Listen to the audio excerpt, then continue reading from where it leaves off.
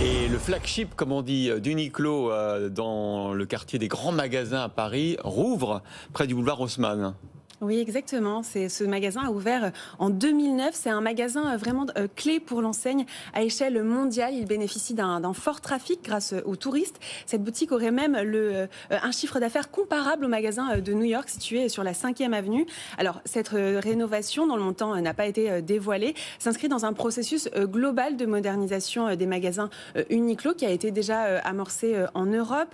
14 ans après son ouverture, eh bien, ce flagship laisse les néons rouges de côté pour renouer avec l'histoire du lieu dans lequel il est hébergé, à savoir un ancien théâtre. La boutique a été agrandie, donc passant de 2000 m² à 2265 m² et se dote d'un grand escalier, d'une immense verrière. Ah oui, c'est beaucoup plus chic qu'avant. Ah oui, on dirait les grands magasins en fait. C'est exactement ça. Il faut dire que c'est Uniqlo Opéra, c'était le premier à être ouvert en France. Oui. C'était quand même. Enfin, c'est le premier flagship, mais 2 ans avant, il y avait La Défense qui avait ouvert. Ah oui, et on voit les clins d'œil à l'Opéra de Paris qui est juste en face en plus, hein, dans la déco que vous nous montrez là sur RMC Découverte. Bon, alors la déco a changé, c'est tout ce qui change?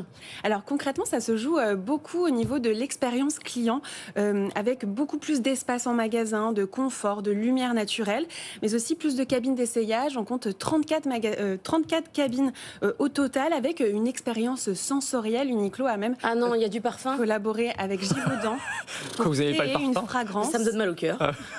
Il y a également des caisses automatiques. Il y a 28 caisses automatiques avec seulement 8 caisses manuelles.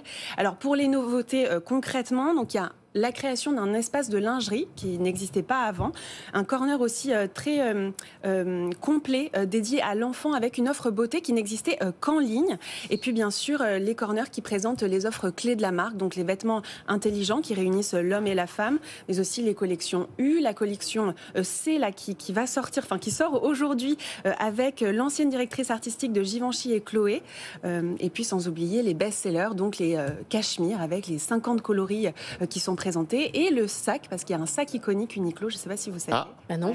Une banane où on peut tout mettre à une l'intérieur. banane, bien sûr. Non mais ça va pas. Ouais. On vote contre. Alors est-ce qu'il y a des innovations J'ai propres une banane, au magasin? Alors non, techniquement, il n'y a pas d'innovation propre à ce lieu. En revanche, c'est la première fois que toutes les innovations d'Uniqlo sont réunies sous le même toit, si je puis dire. Alors, on retrouve le studio de réparation dont on avait parlé sur ce plateau au printemps de l'année dernière, mais aussi le service UTME qui permet de scanner un dessin sur son t-shirt. Ah, il va être content, Anthony. Ah, c'est sympa ça. Ouais, j'aime bien.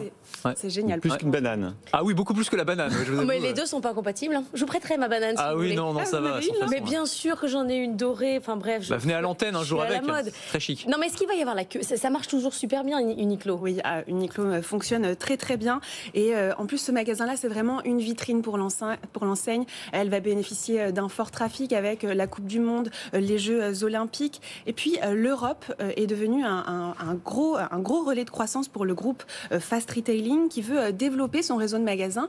Ils vont d'ailleurs ouvrir un 11e pays au Luxembourg, et ils vont ouvrir cet automne une autre boutique à Annecy en France. Mais c'est vrai, on voit dans le retail, quand vous avez un positionnement clair comme Uniqlo, avec notamment la technicité que vous mettiez en avant, ou Zara, avec le fait qu'ils suivent les tendances en permanence, ça fonctionne, contrairement par exemple à H&M qui souffre beaucoup.